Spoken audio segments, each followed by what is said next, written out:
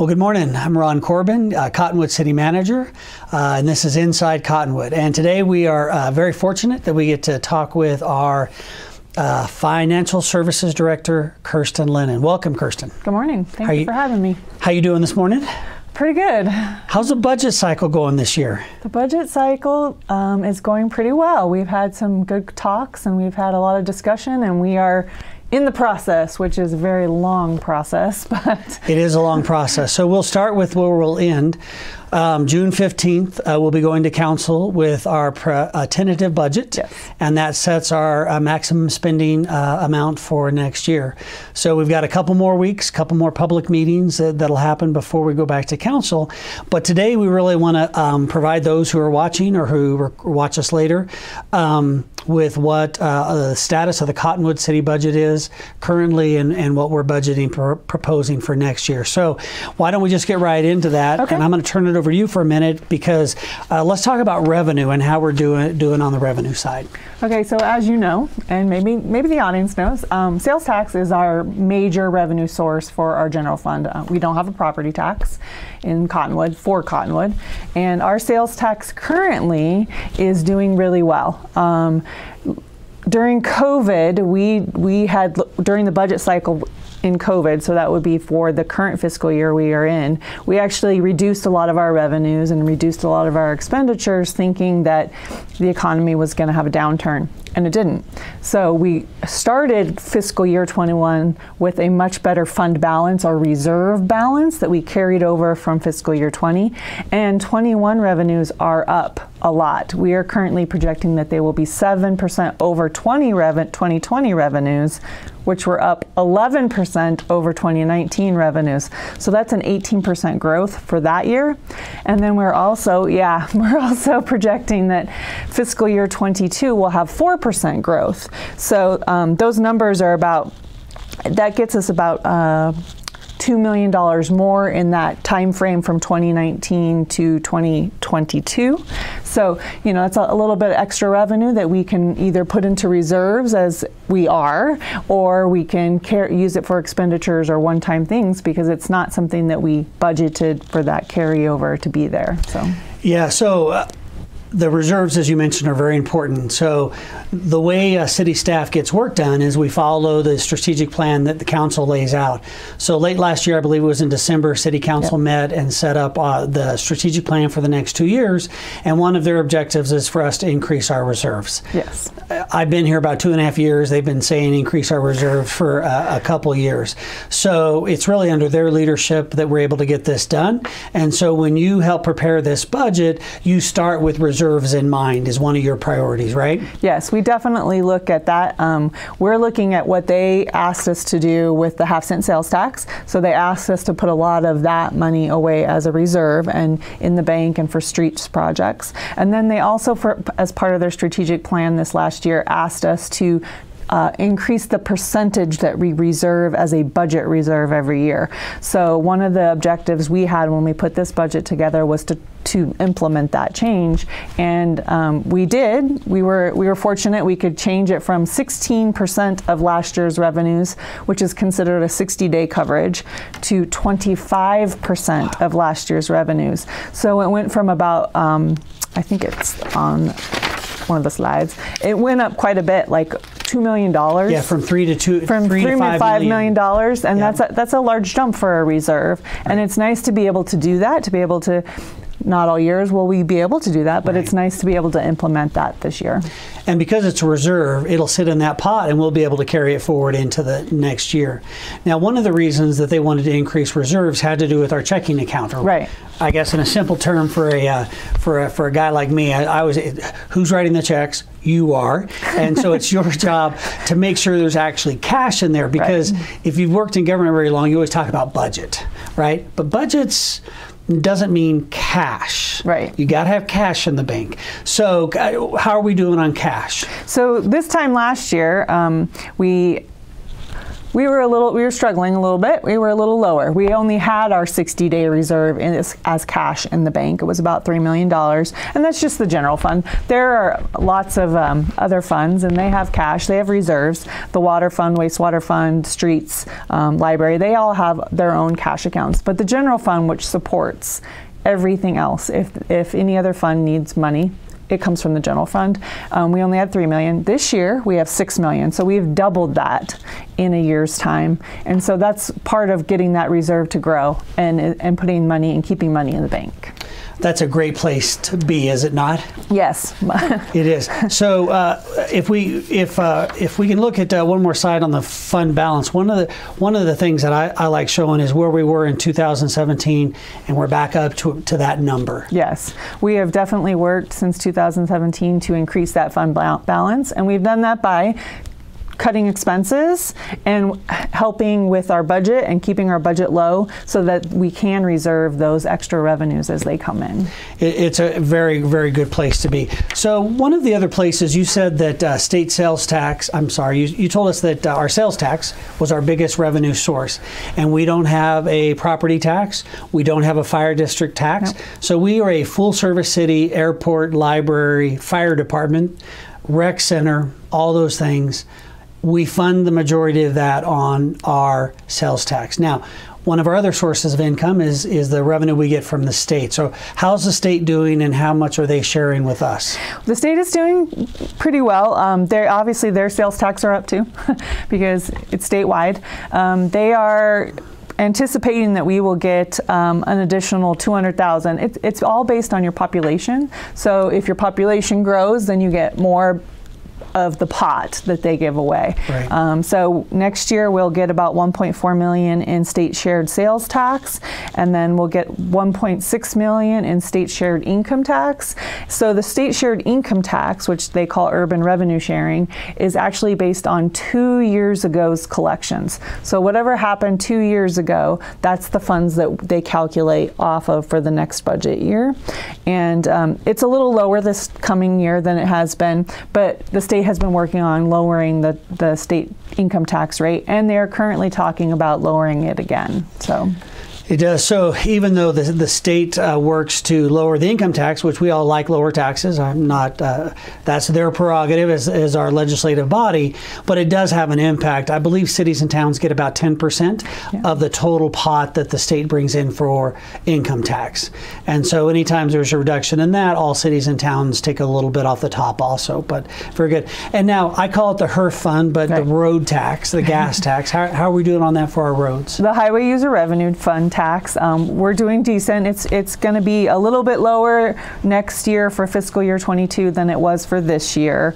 A few years ago they enacted that $32 fee to cover their costs for DPS, and now they're kind of trying to lower that or get rid of that, so they're lessening a little bit the money that we get for HERF tax, and that all has to be spent on streets and roads and sidewalks. It cannot be spent on anything else when they give it to us, so that's usually what we use and budget for any street projects. Very good. Well, let's take a quick break, and when we get back, though, let's talk about our balanced budget. Okay. Unlike the federal government, the state and cities, we have to do a balanced budget. So let's, when we come back, we will talk about how we budgeted the City of Cottonwood's budget.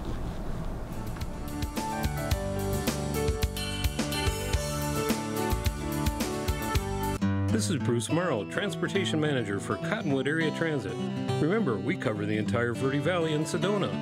Cottonwood Area Transit has you covered wherever you want to ride in the Verde Valley, all day, every day. Take Cottonwood Area Transit through Clarkdale, Verde Village, and from 26 locations in Cottonwood. With Verde Links, it's a quick and easy trip to Sedona every day. Don't forget our connectors to Camp Verde.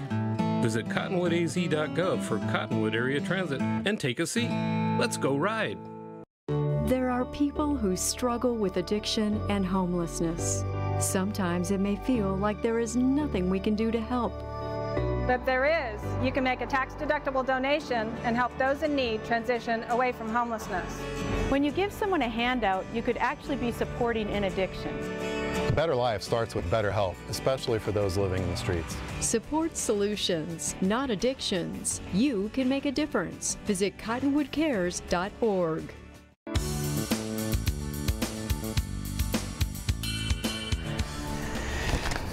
Welcome back. I am Ron Corbin, Cottonwood City Manager, and we have another edition of Inside Cottonwood. And today we are talking about Cottonwood City budget, which is actually a very good thing. It's part of the City Council's goal of being transparent. And so we're sharing the numbers out here before we present the tentative. Now we've given them a preliminary, but before we take the tentative budget to City Council, we're talking to the community as a whole about it. And at the end of today's show, we'll provide a date for a public hearing, not public hearing, a town hall meeting on the budget, and people can drop in and actually ask us questions and provide feedback if they want, but you'll have to wait till the end of the show to get to that date. Now, that said, I have a surprise. So we've been talking this morning with Kirsten Lennon, our financial services director, but we have a surprise guest. So Rudy Rodriguez, the Cottonwood deputy city manager, has stepped in to join us. I don't know if it's because he doesn't trust us or he just wanted to liven up the atmosphere. So Rudy, thank you for joining us this morning. Well, thank you for having me, Ron. Believe me, I am real confident in what we're doing today. It's all good. We appreciate it. Rudy, how long have you been with the city? I'm going on 22 years now. This September will be 22 years. And right. Yeah, 22 years, because I think Kirsten's at 21. Right. I'll go on my 21st year. Yeah. On your 21 years. So we have a lot of experience right here between the two of you. And if you haven't been directly in charge of our finances, Kirsten has been directly in charge of our finances. So for the last 22 years, one of you have been running the show. Yep. It's been a real adventure. The journey's been really great. I'm really blessed to have had Kirsten come on board years ago. I remember when she first came on board, it was her babies were tiny little. I watched them all grow, and she's taken on more and more responsibility over the years. And I was so proud when we actually made her the financial services director. It was a goal, I'm sure, of hers, and it was a goal of mine to have a successor. Awesome. It is very good. Well, when we left before break, we were just getting ready to talk about the actual budget. So Kirsten, is our budget balanced? Our budget is balanced. That is one of the things that we always do. So next year's current projected for the proposed budget was a $98.5 million total budget. That includes all revenues, all expenditures for all funds. So that's just citywide, that's the budget. So even though the number is 98.5, and I know that people think that's too big for a small city, but there's lots of reasons for that, including we're a full service city.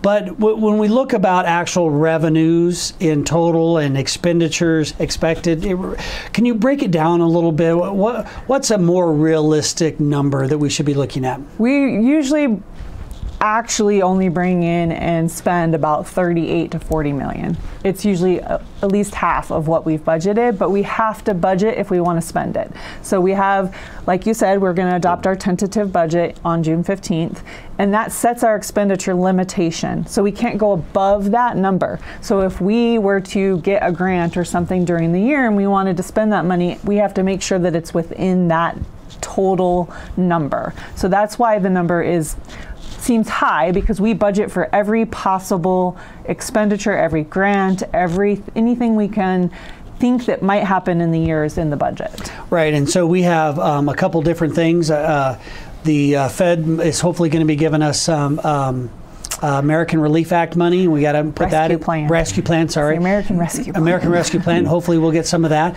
But until it's in our pocket, it's a budget, no cash yet. No cash yet. And then we also often apply for FEMA grants, emergency grants. Our police department often puts in for several grants with the state highway department. And then, of course, stormwater grant stuff. So whether it's Public Works or the police department or the library, I know is putting in some for grants this year, we have to put it in just in case. Yes, and we also budget our reserves as expenses, so and our carryovers as revenue. So that increases the dollar value of our budget, but it's a budgeted reserve so that you don't spend the money. Awesome. So let's go right into that. Let's break it down a little bit by department, because when you look at the departments, and if you haven't had a chance to look at our budget yet, it's online on our financial services webpage under the budget, and anybody can look at it. But the first thing that stands out at me is, why does the City Council need $14 million? And again, that's our budgeted reserve. So we have in the council's budget a budgeted reserve of about currently $13 million. The 60-day coverage, or now this year 25%, not 16%. And we actually this year have a larger reserve because, like I said earlier, the revenues are higher than we anticipated. And so we have a lot more carryover, and then we have a lot more that we're going to set aside for future use. So, you know, I've been in city government for a little while now, in other organizations, and, you know, often, and I'll just, you know, community says, oh, you spend everything you get, and, you know, it's just, you know, staff and trying to spend. We didn't do that. No. I mean, if I remember, our reserves combined are expected to be over $10 million. Yeah. If I think it's about five in undesignated and five in the general fund alone. Yep. And that doesn't include, we have a CIP. We'll probably get all this in, and I'm probably getting ahead of ourselves, but it's pretty good. The other number I like to show is we are very, in the Verde Valley, very supportive of our public safety. Yes. We have a regional communications center. We have a robust fire and police department, and you know, we're often kind of the big city. So how does their budget look in the upcoming year? Well, they are 36% currently of our total budget, and we funded them, and we also funded a fire truck for our fire department this year, because we had the reserves and the money to pay for that for this next year. So for those of us that aren't as up to date on the cost of a fire ladder truck, ladder truck. Hey, Rudy, when's the last time you bought a ladder truck? The last time we bought a ladder truck, never. Not as long as we've been here. We bought other fire apparatus, but this is the first time we're actually finally going to replace that that ladder truck. And costs, like everything else, have gone considerably higher. We've been talking about this for well over 10 years, and I think it started at about $600,000. No, not anymore. I believe the estimate we currently have is about $1.5 million. Yes. And so we're going to set that aside. It takes over 12 months to get it built out and delivered, but we'll set that money aside now while we have it so we can pay that bill when it comes in. So pretty exciting. Yep. The other thing is we were able to fund all of our radios. So public safety of our public safety officers, our police department and fire department are very important. So we were able to upgrade their radios to make sure that they're safe out there. So pretty excited if council approves it that we've not only funded some outstanding needs, that we're also to invest in the equipment to make sure our employees are safe. So I'm pretty excited about that. So I believe we do actually have a slide on the reserves. Kirsten, can you give us a quick update on the reserve? So fiscal year 2021 was 16.67% of our recurring revenues. And when I say recurring revenues, that is only the things that we know will continue. That's not grant funds or anything else. So we just look at that balance, and it's 16.67% of that, which last year was $3.5 million. So this year we increased that to 25% of our recurring revenues, and that gets us to $5.7 million. And that's quite a jump in our reserve. That's $2.2 million. It's nice to be able to reserve that, like I said earlier. We also are, we always budget our capital accumulation fund of $1 million. It was set at $1 million a few years ago, and we just continue to carry that over. We are using some of the interest that account has earned to buy that fire truck. And then we are also including a new capital replacement reserve, which is 2.75% of the recurring revenues, and that's $634,000 for next year. And we decided to do that for any need during the year that maybe we have a server go down, and they're not inexpensive. They're about $40,000 to be replaced. So if a server goes down, we'll have a fund to be able to replace that and spend out of that. We also have our undesignated reserves, which for next year is about $5 million, and that, I said, is the carryover. Now, council can direct us to spend that if they'd like, but typically, since they are very conscious about being fiscally responsible, they won't. And then we have our general fund reserve, which is cash in the bank at a half. It's part of the half-cent sales tax that went in a few years ago, and that's $446,000. And then we also have a reserve of $600,000 in our budget currently that is set aside to implement a compensation study that we just did. Or good lead. So when we get back, we'll talk about why we did a compensation study, and then we'll finish out the session talking about some of the programs that we've enhanced or added and how we're serving the community with their tax dollars. So again, Ron Corbin, Cottonwood City Manager, inside Cottonwood. See you in just a second.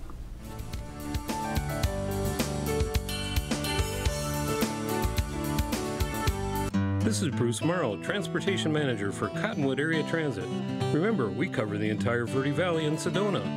Cottonwood Area Transit has you covered wherever you want to ride in the Verde Valley, all day, every day. Take Cottonwood Area Transit through Clarkdale, Verde Village, and from 26 locations in Cottonwood. With Verde Links, it's a quick and easy trip to Sedona every day. Don't forget our connectors to Camp Verde. Visit cottonwoodaz.gov for Cottonwood Area Transit and take a seat. Let's go ride. There are people who struggle with addiction and homelessness. Sometimes it may feel like there is nothing we can do to help.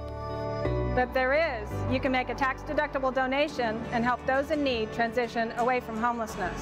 When you give someone a handout, you could actually be supporting an addiction.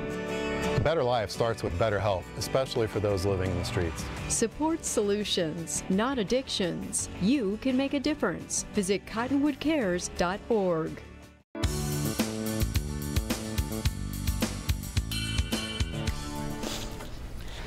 Hi, I'm Ron Corbin, Cottonwood City Manager, another edition of Inside Cottonwood. And today we are fortunate to have Rudy Rodriguez, Deputy City Manager, and Kirsten Lennon, our Financial Services Director. Welcome.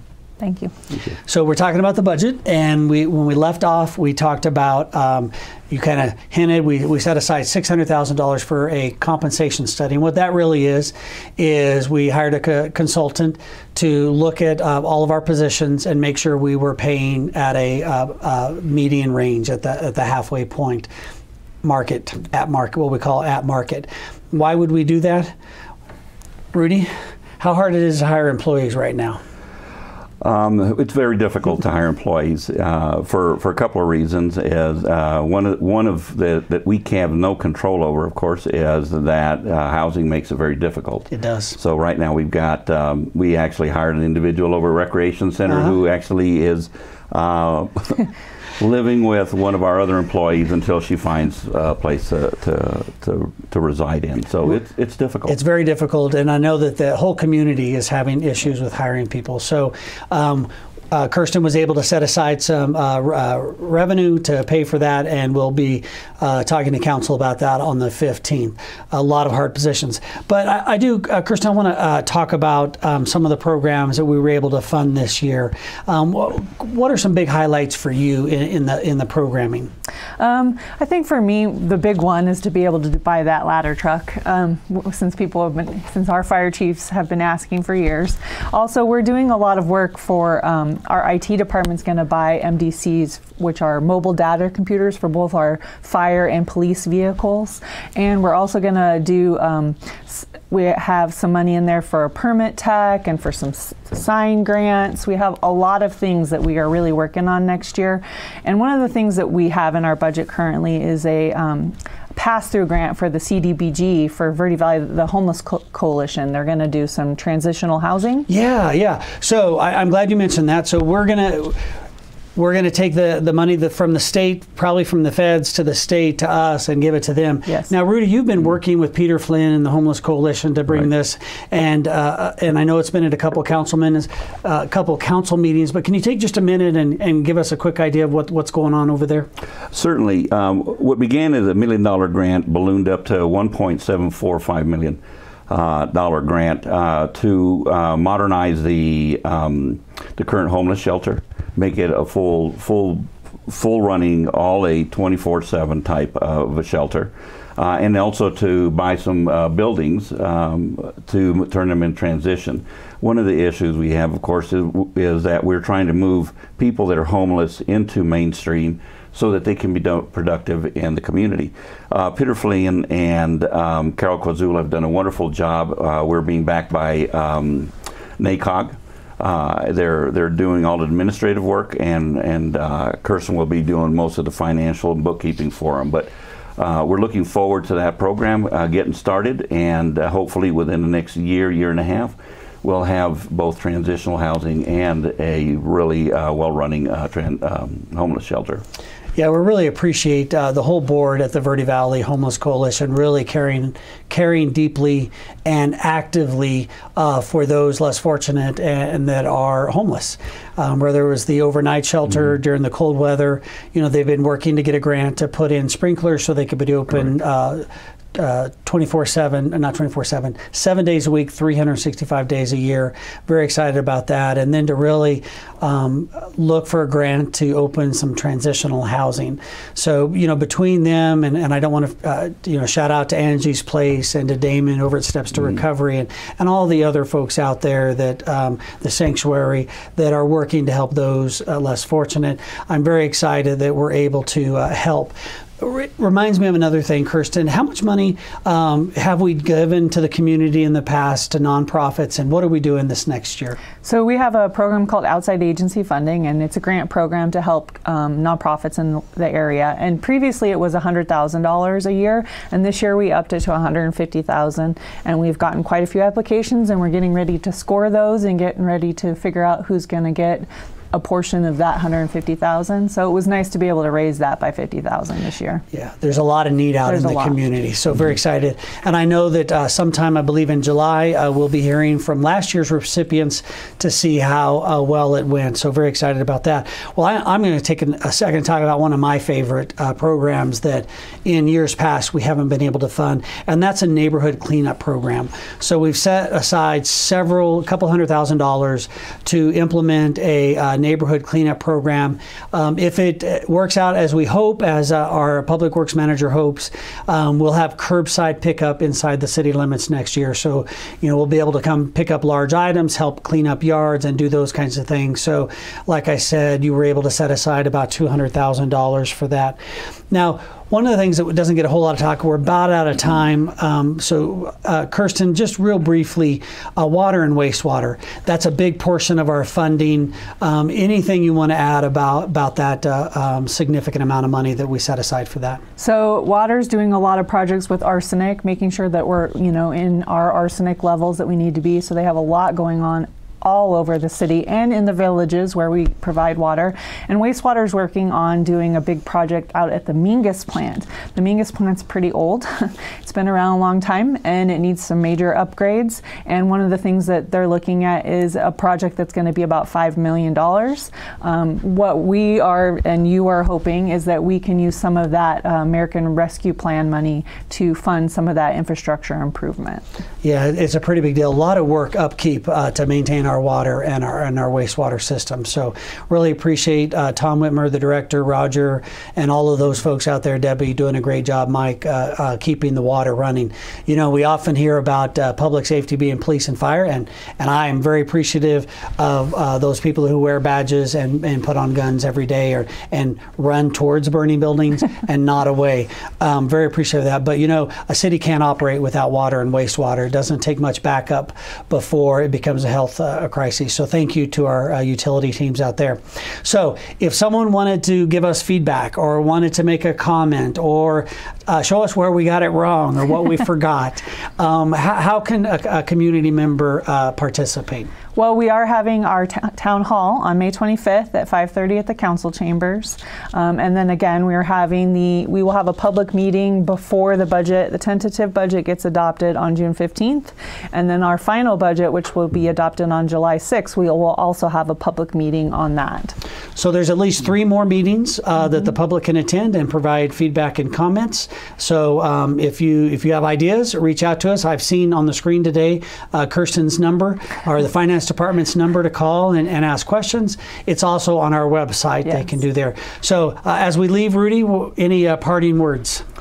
I would like to put a plug in for our outreach program.